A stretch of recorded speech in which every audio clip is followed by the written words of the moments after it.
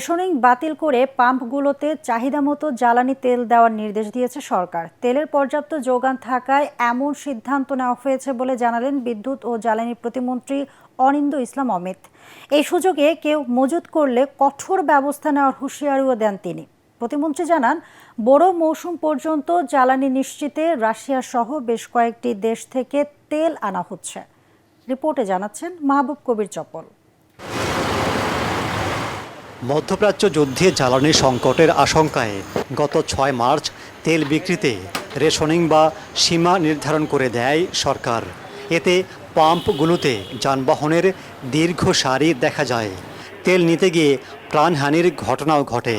সরকার বলছে, জ্বালানি তেলের যথেষ্ট যোগান পাওয়া গেছে, পাম্পগুলোতে পর্যাপ্ত সরবরাহ করা হচ্ছে।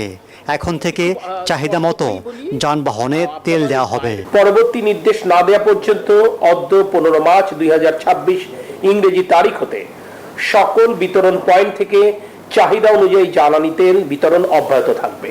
তিনি জানান, চাহিদা মতো তেল নিয়ে কেউ মজুত করছে কিনা সে বিষয়ে নজরদারি করবে সরকার। কোনো অসাধু ব্যক্তি অসাধু উপায়ে এই তেল মজুত করে বাড়তি ফায়দা লুটবার কোনো অপচেষ্টা না করতে পারে, এই ব্যাপারে যদি আমরা সকলে সতর্ক দৃষ্টি রাখতে পারি। প্রতিমন্ত্রী জানান, বড় মৌসুম পর্যন্ত জ্বালানি তেলের মজুত নিশ্চিত করবার চেষ্টা করছে সরকার। রাশিয়া সহ বিভিন্ন দেশ থেকে তেল আনার প্রক্রিয়া চলছে। আমরা সকলের কাছেই বাংলাদেশ এবং বাংলাদেশের জনগণের সাথে সহযোগিতা চেয়েছি। এমন হতে পারে রাশিয়ান ক্রুড অয়েল অন্য কোনো দেশ থেকে রিফাইন্ড হয়ে এখানে আসবে। এখনই জ্বালানি তেলের দাম বাড়বে না বলেও জানান প্রতিমন্ত্রী। তেলের মূল্য বৃদ্ধির কোনো পরিকল্পনা বর্তমান গণতান্ত্রিক সরকার অর্থাৎ জনগণের ভোটে নির্বাচিত সরকারের নেই।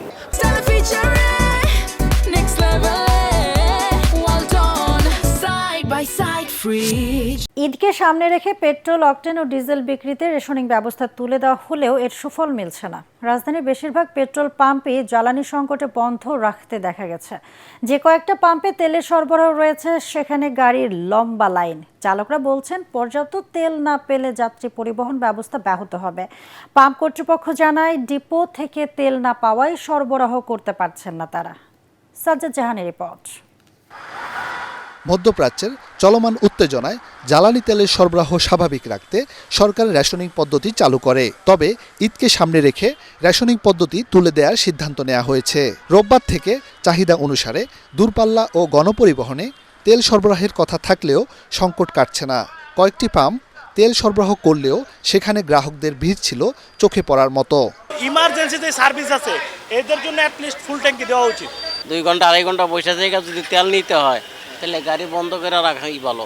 রাত থেকে লাইনে অপেক্ষমান বাস চালকরা জানান, পর্যাপ্ত তেল না পেলে ঈদে যাত্রী পরিবহন ব্যাহত হবে। গাড়ি ঘুরে আবার এই পাম্পে আসছি তেল নিতে, তেল আছে কিনা আমরা তাও জানি না, কিন্তু সিরিয়াল দিয়ে বসে আছি, তেল তো পাইতেছি না। সীমিত তেল দিলে মনে করেন আমরা রাস্তায় গেলে যাত্রী নিয়ে হয়রানি শিকার হবো। তেলের জন্য আমাদের অনেক গাড়ি এই লাইন ধরে সিরিয়ালে দাঁড়ায় রয়েছে, স্ট্যান্ডে বসা। এদিকে পাম্প মালিক ও কর্তৃপক্ষ বলছে, ডিপো থেকে পর্যাপ্ত জ্বালানি সরবরাহ না করায় এমন সংকট সৃষ্টি হয়েছে। গতকালকে 4,500 লিটার ডিজেল দিছে, 4,500 লিটার অকটেন দিছে। অকটেন আছে, এখন চালাইতেছি, কিন্তু ডিজেল নেই। এখন আমাদের যদি সরকার পর্যাপ্ত পরিমাণ তেল দিতে পারে তাহলে আমাদের এই সিরিয়ালও থাকে না, আমরা হিউজ পরিমাণ তেল দিতে পারি। সরকারের পক্ষ থেকে আসন্ন ঈদযাত্রা নির্বিঘ্ন করার নানা উদ্যোগ নেওয়া হলেও জ্বালানি সংকটের কারণে তা ভেস্তে যেতে পারে বলে মনে করছেন সংশ্লিষ্টরা। ঈদে ঘরমুখো মানুষের প্রচণ্ড ভিড় দেখা গেছে রেল স্টেশনগুলোতে। যাত্রীর চাপ বৃদ্ধিতে কমলাপুর রেল স্টেশন থেকে কিছুটা বিলম্বে ছাড়ে বেশ কয়েকটি ট্রেন। তবে বাসে এখনও তেমন যাত্রী দেখা যাচ্ছে না, তাই নির্ধারিত সময়েই ঢাকা ছাড়ছে দূরপাল্লার বাস। এদিকে ঈদ যাত্রা নির্বিঘ্নে গণপরিবহন শ্রমিকদের সঙ্গে ধারাবাহিকভাবে মতবিনিময় করছে ঢাকা মেট্রোপলিটন পুলিশ ও পরিবহন মালিক সমিতি। বিস্তারিত জানাচ্ছেন জামিল হাসান শান্ত। আপনজনদের সঙ্গে ঈদের আনন্দে মেতে উঠতে শহর ছাড়ছেন রাজধানীবাসী। ভোগান্তি এড়াতে কর্মজীবী মানুষ পরিবারের লোকজনকে আগেই বাড়ি পাঠাচ্ছেন। যাত্রীদের অভিযোগ, এদিন বেশ কয়েকটি ট্রেন নির্ধারিত সময়ের পরে স্টেশন ছেড়ে যায়। কর্ণফুলী আসার কথা ছিল 9:22 লেট করছে, 16 মিনিট লেট করছে। এখন আমি রংপুর এক্সপ্রেসের অপেক্ষায় আছি। এবার ট্রেনের টিকিট শতভাগ অনলাইনে বিক্রি হয়। তবে বাসের টিকিট এখনও মিলছে কাউন্টারে। পর্যাপ্ত গাড়ি থাকায় সহজেই ঢাকা ছাড়তে পারছেন যাত্রীরা। নেই অতিরিক্ত ভাড়া আদায়ের অভিযোগ। আগের থেকে অনেকটা ভালো, জ্যামজট নাই, শান্তিপূর্ণভাবে যাওয়া যাচ্ছে। আল্লাহর রহমতে ভালোভাবে পৌঁছেছি, গেটেও ভালো পরিস্থিতি ভালো দেখলাম।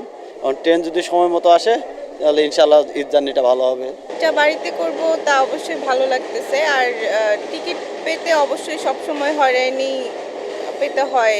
তবে জ্বালানি তেল সংকটের কারণে নির্ধারিত শিডিউল মতো বাস পরিচালনা করা নিয়ে শঙ্কা প্রকাশ করেছেন পরিবহন মালিকরা। যাদের নিজস্ব পাম্প আছে তারা হয়তো 2 সাইডে গাড়ি ছাড়তে পারবে, যাদের নাই তারা কেমনি ছাড়বে গাড়ি? আমার গাড়ি আছে, তেল নাই। এই তেলটা যদি না পাওয়া যায় তো গাড়ি কিভাবে যাবে? এটা তো আর গ্যাসে চলে না বা ইসে চলে, তেলই লাগে। ঈদযাত্রা নির্বিঘ্ন করার জন্য আইনশৃঙ্খলা বাহিনী তৎপর রয়েছে। টিকিট ব্যতীত কাউকে প্রবেশ করতে দেওয়া হচ্ছে না স্টেশনগুলোতে। আর সার্বিক পরিস্থিতি অনেক ভালো, একদম টিকিট ছাড়া কাউকে ঢুকতে দিচ্ছে না। ওই জায়গার মধ্যে টিকিট একজন করে চেক করে পরে প্ল্যাটফর্মে ঢুকতে দিচ্ছে আর কি। প্রবেশ পথে চেক করা হচ্ছে ঠিকমতো টিকিট কিনা হয়েছে কিনা, যেটা ভালো।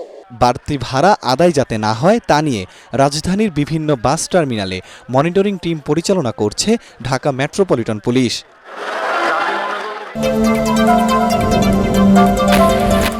ঈদযাত্রা নির্বিঘ্ন করতে গাজীপুরের মহাসড়কগুলোতে অতিরিক্ত 4 শতাধিক পুলিশ মোতায়েনের সিদ্ধান্ত নিয়েছে পুলিশ। গাজীপুরে এক অনুষ্ঠানে অংশ নিয়ে পুলিশ মহাপরিদর্শক আলী হোসেন ফকির জানান, মহাসড়কে যত্রতত্র যানবাহনে যাত্রী ওঠানো নামানো বন্ধ করতে নেওয়া হয়েছে বিশেষ ব্যবস্থা। এদিকে আসন্ন ঈদে উত্তরবঙ্গে যাত্রীদের জন্য দুঃসংবাদ হয়ে দাঁড়িয়েছে টাঙ্গাইল যমুনা সেতু মহাসড়ক। প্রকল্পের মেয়াদ শেষ হলেও কাজ হয়েছে মাত্র অর্ধেক, ফলে 13.5 কিলোমিটার এলাকায় তীব্র যানজটের শঙ্কা দেখা দিয়েছে। জাহিদুল আলমের রিপোর্টে বিস্তারিত। আসন্ন ঈদযাত্রা নির্বিঘ্ন করতে আইনশৃঙ্খলা বাহিনী কঠোর অবস্থানে থাকবে বলে জানিয়েছেন পুলিশ মহাপরিদর্শক আলী হোসেন ফকির। গাজীপুর পুলিশ লাইনে আয়োজিত এক অনুষ্ঠানে তিনি জানান, ঈদে গাজীপুরের মহাসড়ক যানজট মুক্ত রাখতে অতিরিক্ত 4 শতাধিক পুলিশ সদস্য মোতায়েন করা হয়েছে। একই সাথে জানান, মহাসড়কে যত্রতত্র যাত্রী ওঠানামা বন্ধ করতে শ্রমিকদের জন্য চন্দ্রায় বাস থামানোর আলাদা একটি মাঠ নির্ধারণ সহ সব ধরনের ব্যবস্থা নেওয়া হয়েছে।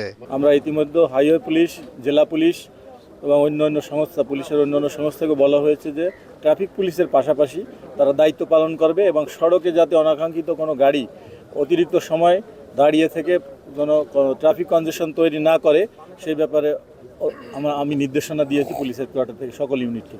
এদিকে সাসেক 2 প্রকল্পের আওতায় 2021 সালে দেশের দ্বিতীয় বৃহত্তম যোগাযোগ পথ ঢাকা টাঙ্গাইল যমুনা সেতু মহাসড়কের কাজ শুরু করে আব্দুল মোনায়েম লিমিটেড। 2025 সালের ডিসেম্বর নাগাদ প্রকল্পের মেয়াদ শেষ হলেও বাস্তবে কাজের অগ্রগতি মাত্র 50%। ফ্লাইওভার আর আন্ডারপাসের কাজ ঝুলে থাকায় আসন্ন ঈদে এই এলাকায় ভয়াবহ যানজটের আশঙ্কা করছেন চালক ও যাত্রীরা। এবারে রাস্তা ক্লিয়ার কাজ চলতেছে, এই জন্য রাস্তার এই অবস্থা হবে। কাজ চলতেছে, ঈদের মধ্যে তো জাম হবেই, এটা নিশ্চিত। রাস্তার কাজ চলতেছে, এর জন্য বেশি চাপ থাকে। যদি প্রশাসন সঠিকভাবে নিয়ন্ত্রণ কাজ করে তাহলে আমরা সঠিকভাবে বাসায় যেতে পারবো। ঠিকাদারি প্রতিষ্ঠান বলছে, ঈদ যাত্রার আগেই 4 লেন উন্মুক্ত করার। এখন পর্যন্ত যতগুলো কাজ আছে তার মধ্যে অলমোস্ট 50% কাজ সম্পন্ন হয়েছে।